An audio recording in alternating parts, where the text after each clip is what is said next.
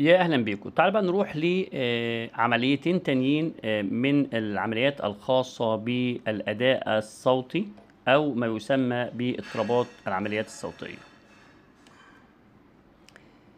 يا اهلا بيكم. تعالوا بقى نروح لنوعين تانيين من الأنواع الأربعة من اضطرابات العمليات الصوتية، وهنبدأ بالنوع الثالث وهو الخاص بعمليات الاستبدال.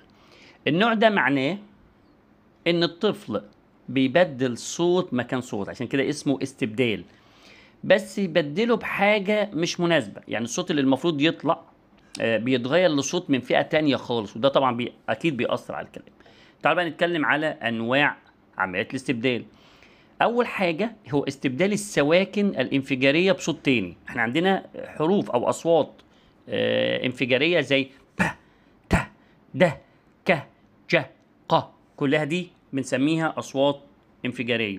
هو بيعمل ايه؟ بيروح يستبدلها. يعني كلمه باب ب، فالطفل يقول ايه؟ فف. هنا استبدل الباء الاحتكاكي بفاء. طب هنا الاستبدال ملوش معنى، يعني ليه جبت الف مكان الب؟ يعني شال كلمه ب في الاول وفي الاخر وحط مكانها حرف الفاء. بعد كده هنروح لنوع هو استبدال السواكن الاحتكاكيه بصوت انفجاري. طب ايه الاصوات الاحتكاكيه؟ س، ش، ف، ز. طيب زي كلمة سمك يقول لك تمك. بعد كده يروح لاستبدال السواكن الأمامية والخلفية. الأمامية والخلفية عندنا حاجتين، يا إما حلقي في الحلق يا إما أمامي. زي لما الطفل مثلا يبدل الكاف أو القاف لصوت قريب من الفم، زي كلمة كلب يقول لك تلب. الحنكي والأمامي زي الجيم تتحول لتاء أو دال، زي جمل يقول لك دمل. نروح لجزء تاني هو استبدال نصف أصوات العلة.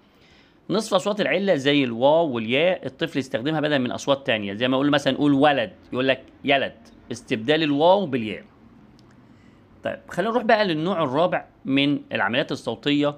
اضطرابات العمليات الصوتيه هو بنسميه العمليات الصوتيه المميزه او النادره. يعني ايه الكلام ده؟ النوع ده بنشوفه في اطفال بيكون عندهم نمط غريب شويه او نادر من الاخطاء النطقيه.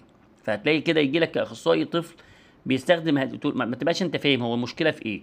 هو مش شائع في الاطفال او حتى في لغات تانية. الانواع دي اول نوع حذف اول ساكن. يعني الطفل يحذف اول صوت ساكن في الكلمه. مثلا لما يقول بيت يقول لك ايت. تمام. النوع التاني هو استبدال صوت مزماري، زي لما الطفل يبدا يعني يبدل اي صوت بصوت فيه صفير، زي ز، س، ش. كلمه كتاب يقول لك شتاب. بعد كده نوع هو دعم السواكن الانفجاريه. الطفل يضيف صوت انفجاري زياده، زي كلمه مثلا يقول لك ادم. ايوه يعني ايه؟ يعني ايه؟ ليه جبت الدال؟ ما تعرفش برضه. وعندنا دعم السواكن الاحتكاكيه، يعني يزود صوت احتكاكي زي السين والفاء. عشان كده مهم جدا تعرف ال الاصوات الاحتكاكيه والانفجاريه والسواكن والعله. يعني يزود صوت ساكن احتكاكي زي السين والفاء، زي كلمه قمر يقول لك سقمر، سقمر، سقمر. بعد كده نروح لازاله الغنه. ازاله الغنه زي لما الطفل مثلا يشيل الغنه من الميم او النون. من يقول لك ما او ن. تمام. بعد كده الغاء السواكن الانفجاريه. الطفل بيتجنب نطق الاصوات دي خالص، يعني زي كلمه باب ما يقولكش، يقول لك ما تعرفش ليه. بعد كده استبدال الاصوات الاحتكاكيه بانفجاريه، زي كلمه شمس. تمام. يقول لك تمس. هنا استبدال برضو الاصوات الانفجاريه بصوت بنصف عله. نصف عله زي كلمه باب يقول لك ياب. هو هنا ايه؟ عمل ابدال الياء او ترحيلها، زي مثلا ياسمين. ماشي. يقول لك اسمين او ياسم. برضو في استبدال الصوت المفضل. الطفل يكرر الصوت هو بيحبه في معظم كلامه. يعني يحب يقول حرف ميم كتير، كل حاجة تبقى ما. تمام.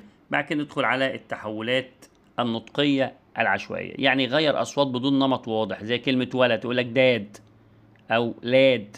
مفيش قاعدة واضحة. تعال بقى ناخد سريعا ملخص للأنواع الأربعة. احنا خدنا يا إما تركيب مقطع، يا إما التماثل، يا إما الاستبدال، يا إما العمليات المميزة أو النادرة. تركيب مقطع يا اما يحذف، يا اما يكرر، يا اما يعمل اندماج، يا اما يعمل صوت زي موزة مو، يبقى تركيب مقطع. تماثل، الصوت بيتأثر بصوت تاني، توت يقول لك كوك، هو اتأثر باللي بعديه. استبدال، هنا في الاستبدال احنا هنا بنعمل ايه؟ طيب، صوت يتحول لصوت تاني من فئة تانية، سمك يقول لك تمك، هو بدله الحاجات ممكن متبقاش مفهومة. أما العمليات المميزة هي أنماط نادرة أو غريبة من الخطأ، يعني غريبة إن هي تحصل، زي بيت يقول لك ايت. تمام كده، احنا خلصنا هذا الجزء، وهنروح بقى لجزء آخر في الفيديو اللي جاي إن شاء الله من دورة إعداد أخصائي التخاطب. ما تنساش كمان تسأل على المادة العلمية الموجودة في جروب طلاقة على التليجرام.